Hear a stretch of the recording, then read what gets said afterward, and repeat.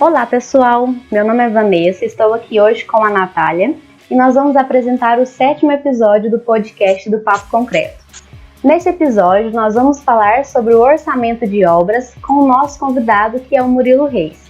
Ele é engenheiro civil há 17 anos, pós-graduado em 4 áreas da engenharia e mestre em saneamento ambiental e processos construtivos. Atualmente ele trabalha como engenheiro concursado e atua ainda como professor há 20 anos. Além disso, ele é consultor em orçamentos de obras e avaliação de imóveis e CEO da Upgrade Consultoria e Treinamentos. Criou também o Método Orçamentista de Elite e é o autor do livro Precisa-se de Engenheiros, Como Construir a Sua Carreira em Bases Sólidas.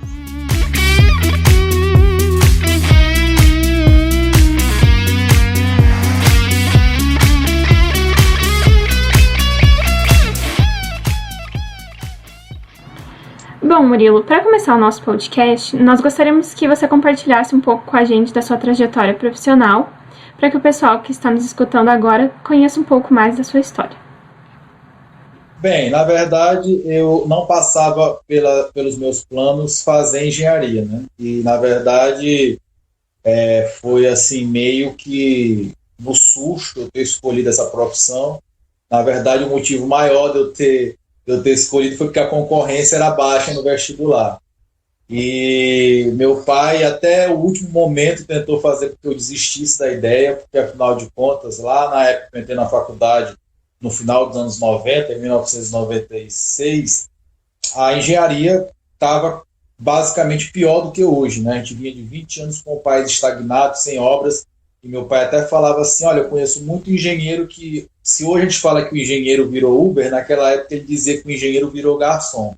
Então, até o último momento, até o dia da prova, ele ainda tentou me converter a não fazer engenharia. Queria que eu fizesse, por exemplo, ciência da computação, né, que seria, então, a profissão do futuro.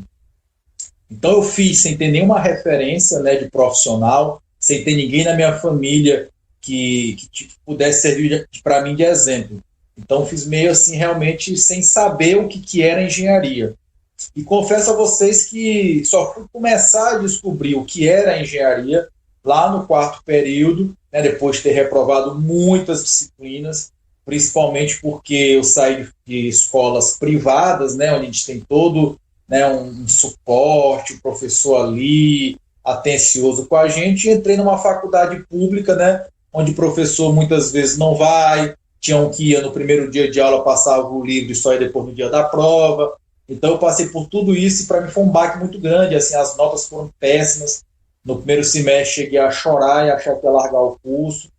E aí no 4º período eu comecei a estagiar, né, em obra, e a partir daí eu percebi exatamente a importância do primeiro estágio, porque eu percebi claramente que depois desse primeiro estágio, e quando eu procurava outros estágios depois, né, eu já era visto de uma outra forma, por já ter essa experiência, digamos assim, de um estágio anterior. E aí passei por várias outras empresas estagiando, né, então praticamente do 4º período até o fim do curso eu estagiei direto, e quando me formei tive a oportunidade, né, no envio de currículos, mandar um currículo para a primeira empresa que eu estagiei. E logo de pronto fui chamado para essa empresa, onde executei obras de grande porte, como um resort, né, numa cidade chamada Barreirinhas, que é no coração dos Lençóis Maranhenses. Fiquei 2 anos nessa obra, depois fiz outras obras de grande porte, como edifícios verticais, loteamento, condomínio de casas de alto padrão. E aí eu meio que brinquei de fazer concurso, né? Eu gostava muito de me testar, e comecei ali a fazer as provas sem nenhuma pretensão específica, né? Sem estudar focadamente para nenhum concurso especificamente, mas aí comecei a passar em alguns concursos, né? E dentre alguns concursos que eu passei e fui chamado, eu optei por ficar na Caixa Econômica Federal, onde sou engenheiro concursado hoje há 13 anos, basicamente. Mas assim, eu sempre fui muito inquieto e sempre achei que a gente não pode se estagnar independente do local onde você esteja. Então, eu teria tudo para estar hoje simplesmente como engenheiro da Caixa Econômica, como diversos outros colegas, e tudo bem, né? Porque, afinal de contas, é um bom emprego, um excelente emprego, uma excelente remuneração, mas eu sempre achei que eu precisava fazer mais. Então comecei, porque sempre gostei de dar aulas, né? O que foi me levando para um outro caminho, que além de dar aula, eu comecei a ter uma procura por cursos, né, presenciais na área de engenharia, bem focados com assuntos que não se vê na faculdade. Montei uma empresa de cursos presenciais inicialmente, fiquei com essa empresa quase 5 anos, e já estava entrando no online com alguma ainda fragilidade a partir do ano de 2018, mas esse ano, com a pandemia, eu tive que focar mais esforços nos cursos online, né, na minha vida profissional online, e fez total diferença na minha vida, né? Eu poder me expor, inclusive o fato de eu estar hoje conversando com vocês se deve a isso, né? A exposição online, que vem rendendo muitos frutos, tanto profissionais quanto financeiros. Então hoje eu estou somente com cursos online, até parei com os cursos presenciais, a pandemia veio para dar um freio nisso também, já era tempo, e como coordenador de pós-graduação, né? Então eu sou coordenador de uma pós-graduação de uma empresa de Goiânia, mas que a gente já tem turmas no Brasil inteiro. Enfim, então hoje trabalho basicamente na Caixa Econômica Federal, né, 8 horas por dia, à noite estou aqui disponível no mundo online, e nos fins de semana basicamente também é pós-graduação ou também fazendo as minhas atividades online, minhas consultorias, enfim, está bem corrido o ano 2020. Para quem achou que o ano 2020 era um ano perdido, para mim foi o melhor de todos os anos. Então, entrando mais a fundo no nosso tema, que é o orçamento de obras, você poderia nos falar o que em si é o orçamento de obras e como uma boa gestão pode impactar na execução de um projeto? Bem, vamos lá. Eu sempre costumo dizer que, independente da área que você escolha, né, dentro da engenharia, você precisa entender de orçamento de obras, porque de nada adianta eu fazer um excelente projeto se ele não for viável. De nada adianta eu fazer uma excelente obra se ela não tiver um bom custo-benefício. No fim de tudo, o cliente, o contratante, ele quer que você alie custo, qualidade e prazo. Portanto, se você pretende atuar na área de projetos, você precisa conhecer o orçamento de obra. Se você precisa atuar na área de execução, você precisa entender de orçamento de obras. E se você realmente quer focar sua carreira em orçamento de obras, também é um mundo cheio de oportunidades, né? Tanto em empresas privadas como em órgãos públicos, licitações, etc. Em relação ao orçamento de obras, é muito importante ainda falar, né, que não adianta eu fazer um excelente orçamento, tá certo? Se eu não tiver uma boa gestão, que é já respondendo a tua segunda pergunta. Porque, na verdade, a gestão da obra vai fazer com que tudo aquilo que eu planejei na fase de orçamento e de planejamento se cumpra no canteiro, tá certo? Então, ou seja, se eu não tiver uma gestão que realmente, como eu falei, que entenda de orçamento e que pense que o produto final é ter custo, prazo e qualidade, vai acabar que meu orçamento vai virar uma peça de ficção. Eu elaborei, aquilo não é seguido, aquilo não é monitorado, e por isso que nós temos hoje ainda no Brasil tantas obras paralisadas, enfim, com aditivos. A gente vê muito na TV a questão dos aditivos, de prazo, de custo. É exatamente devido a essa fragilidade que pode acontecer desde a fase de projeto até a fase de orçamento, mas muito também na fase de gestão, porque, como eu disse, não adianta eu fazer um excelente planejamento, um excelente orçamento, se não há um controle disso durante a fase de execução da obra. Bom, então pensando nessa gestão de qualidade do orçamento, a gente vê que muitas vezes ocorrem falhas ainda, como o senhor mesmo comentou. E quais ferramentas você acredita que podem auxiliar um profissional a gerir bem a parte de orçamentação dentro de uma obra? Bem, algumas ferramentas, elas são extremamente simplificadas. É importante dizer que quando eu atuei dentro de canteiro de obras, né, liderando equipes, executando grandes obras, muitas das tecnologias que nós temos hoje não eram tão fáceis assim. Então, eu sou da época que eu controlei todo um cronograma de uma obra e o orçamento de uma obra de grande porte, né, que são 242 apartamentos, e que a obra foi entregue rigorosamente na data marcada com os compradores daqueles apartamentos, feito todo com base em Excel. Então, eu gosto muito que as pessoas entendam que as ferramentas elas devem sempre servir como exatamente a palavra, ferramenta. É algo que vai te dar mais produtividade, é algo que vai te dar mais agilidade, é algo que vai te dar mais velocidade e pode até te dar mais precisão.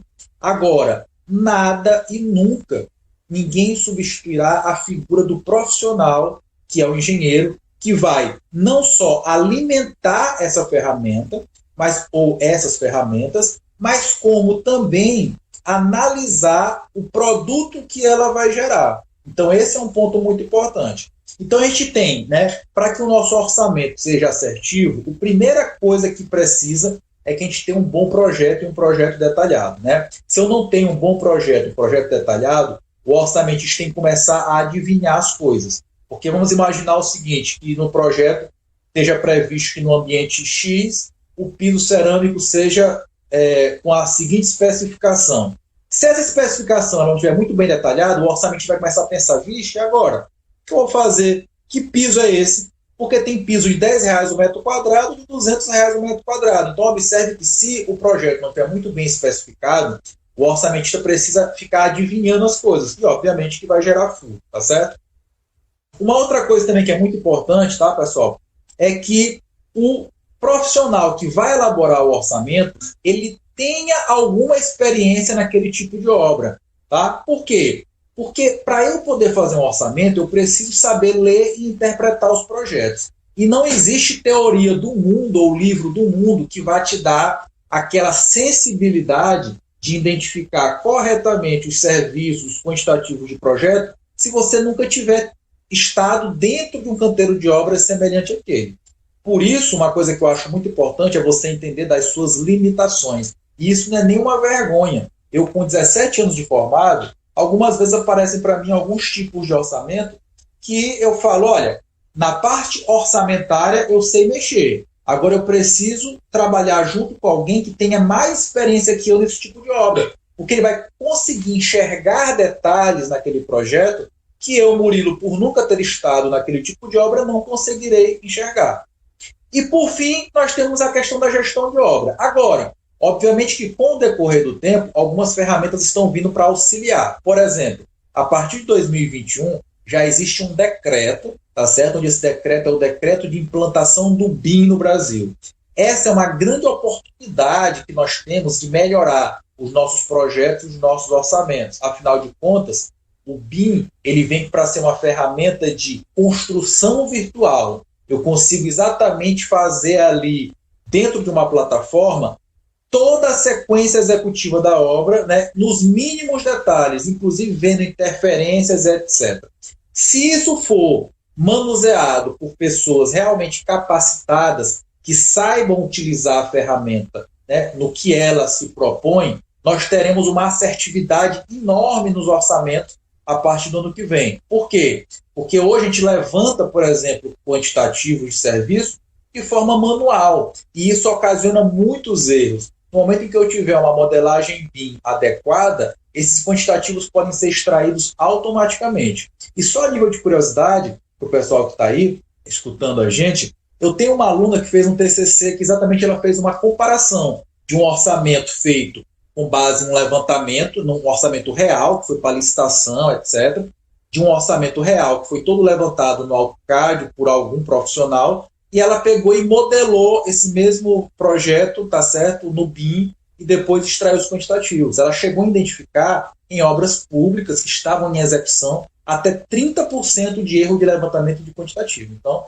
nós temos aí outra ferramenta que está chegando para poder revolucionar o nosso mercado. Então, se eu puder dar uma dica para o pessoal que está assistindo a gente, aprendam BIM, aprendam as ferramentas BIM para que você se prepare para esse mercado que está chegando aí a partir do ano que vem. Existe um ditado que é bem clichê que diz que quem chega na fonte primeiro bebe água limpa, Então, a partir do ano que vem, com novos gestores chegando, os municipais, prefeitos, já imaginou o que é você montar um portfólio e sair nos municípios apresentando a esses prefeitos esse decreto BIM, mostrando que vai ser obrigatório, já se colocando à disposição para poder atuar nesse segmento para eles? Eu tenho certeza que tem muita oportunidade no mercado chegando aí. E atualmente, infelizmente, ainda é comum observar obras que acabam parando por falta de recursos, por não ter feito um bom projeto de orçamentos. Você acha que essas ferramentas são bem utilizadas na maioria dos projetos feitos no Brasil, tanto em obras públicas ou nas privadas? Aí na verdade, eu costumo dizer que aproximadamente 60% dos problemas de obras que não terminam, né, ou que são paralisadas e ficam aí gerando um passivo que nós temos no país de obras que vão se deteriorando com o tempo, exatamente devido a estarem paradas, vem da primeira fase, que é a fase de projeto. Né? A gente não tem o costume no Brasil de investir em projeto. Muitas vezes o cliente, o contratante, olha o projeto apenas como um custo. Ele gosta de ver a obra. E aí o que acontece é que muitas vezes se faz um projeto de qualquer maneira, sem um nível de detalhamento adequado, e como eu disse anteriormente, se eu não tenho um nível de detalhamento adequado nos projetos, o meu orçamento e meu planejamento vai ser uma peça de mera ficção. E aí isso vai gerar lá na frente obras paralisadas, obras abandonadas. Parte dessa culpa realmente é nossa, né? Que eu digo nossa, dos profissionais que atuam nessa área de engenharia e arquitetura, porque a gente não consegue vender bem para o cliente a importância e a necessidade dos projetos. A gente não consegue ainda mostrar para ele quanto que ele consegue economizar ao longo, não só da execução da obra, mas ao longo do tempo em fazer um bom projeto. Então imagina, por exemplo, um projeto com uma iluminação insuficiente, uma ventilação insuficiente, quanto que tu vai gastar no decorrer da vida desse projeto com ar-condicionado, com iluminação, que tu não gastaria se tu fizesse um bom projeto. Quanto que tu vai gastar, como por exemplo, com patologias como infiltrações, que poderia ter sido resolvido desde a fase de projeto, quando você prefere, entre aspas, economizar com o projeto. Então, esse é um grande problema. Né? Nós temos que educar o nosso cliente da importância, da necessidade disso. Ele tem que ver isso como um investimento, não como um custo.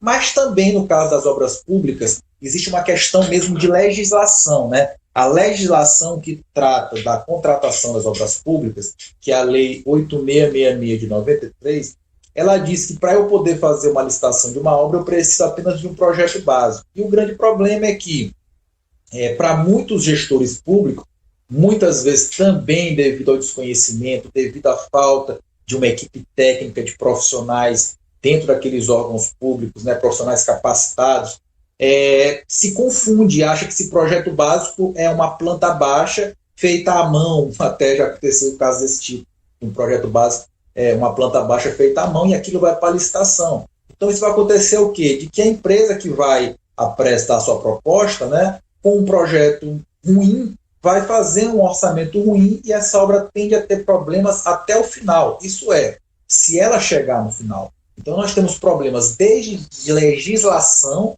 no caso de obras públicas, até mesmo de educação, no caso de obras privadas. Mas volto a dizer, eu acho que a gente, enquanto profissionais de engenharia que atuam nessa área, precisamos primeiro nos unir, segundo, fortalecer as nossas instituições, né, no caso CREA, o CONFEA, os sindicatos de engenheiros, o Clube de Engenharia, os Institutos Brasileiros de Avaliações e Perícias, todas essas entidades de engenharia têm que estar fortalecidas. E para estarem fortalecidas, nós temos que largar de estar criticando as coisas pelo WhatsApp e realmente ir lá para dentro fazer as coisas acontecerem. Tá?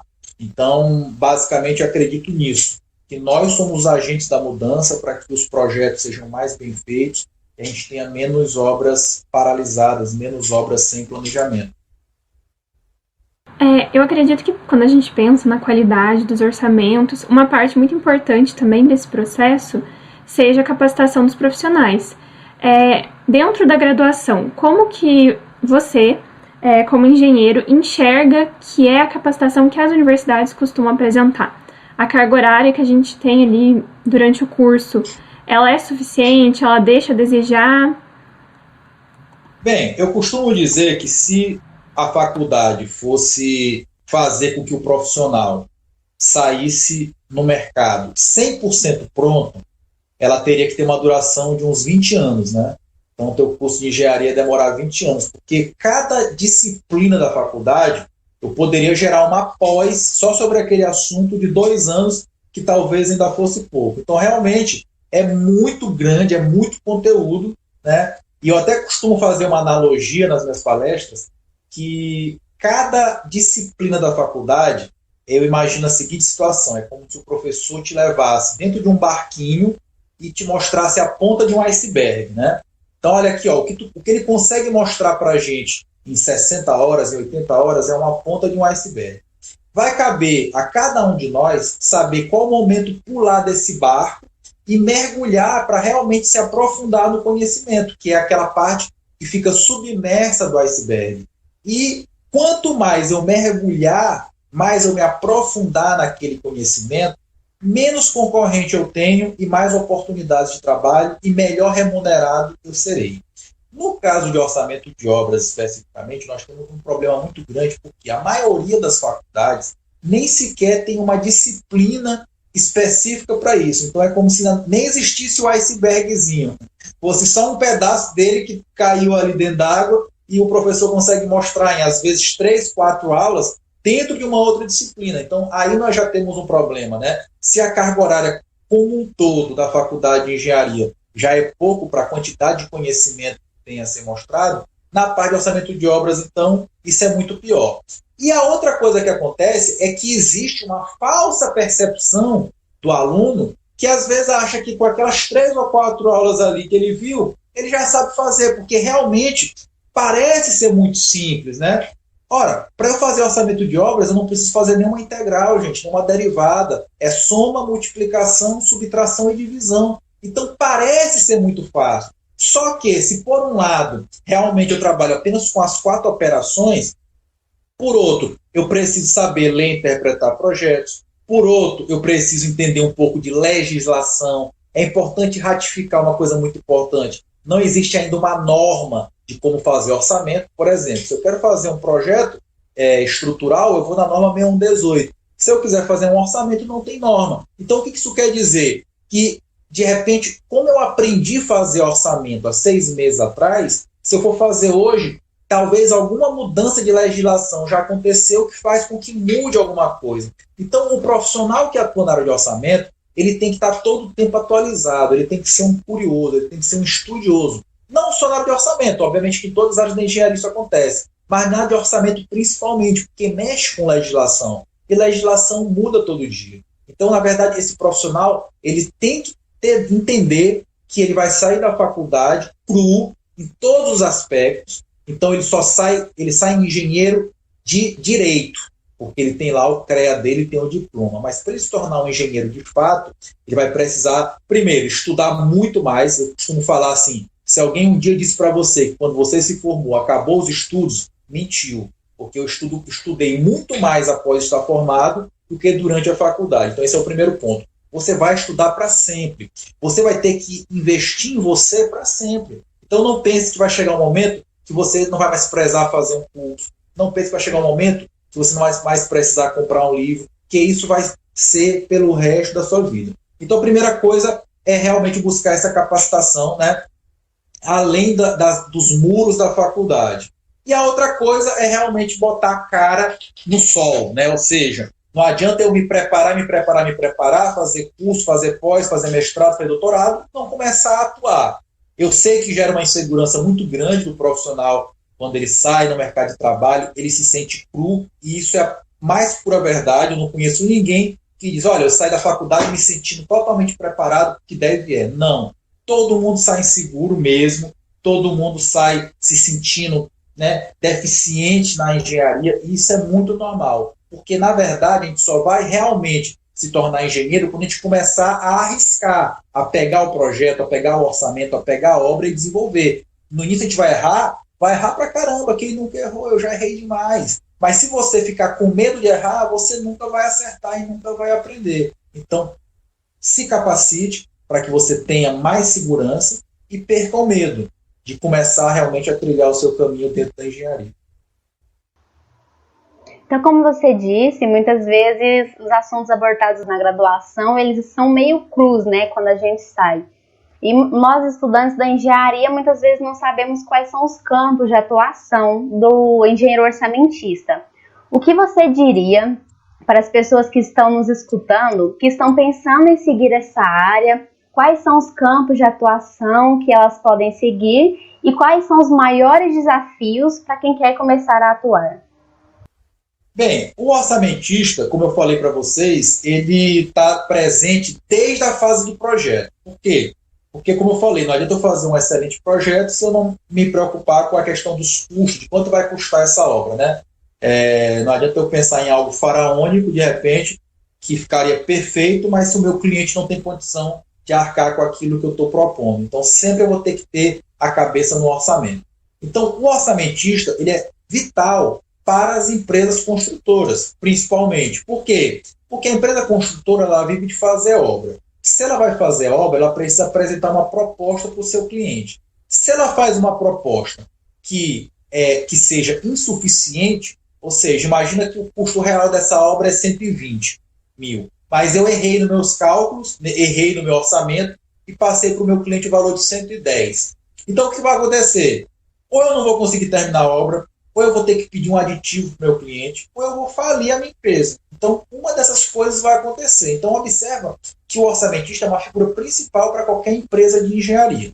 Mas, além disso, é muito importante falar também na questão do poder público. Por quê? Toda vez que uma prefeitura, um governo do estado, em qualquer órgão público precisa fazer uma obra, ele precisa, tá certo, primeiro, de um projeto e segundo, de um orçamentista, que vai fazer o chamado orçamento de referência da licitação. Então, observe que em todos os órgãos públicos vai ter oportunidade para o orçamentista. Tá? E, além disso, é importante lembrar que quando uma licitação ocorre, né, quando aquela obra do poder público vai para que as empresas possam apresentar sua proposta, nós às vezes vamos ter 20, 30 empresas participando e cada um com um orçamentista diferente. Então, o orçamentista é um mercado sem crise. Por quê? Porque se tiver crise nas obras privadas, as obras públicas nunca deixam de acontecer e vice-versa. Portanto, é uma área que eu conheço dezenas de pessoas, né, em que os bons realmente nunca ficam sem trabalho.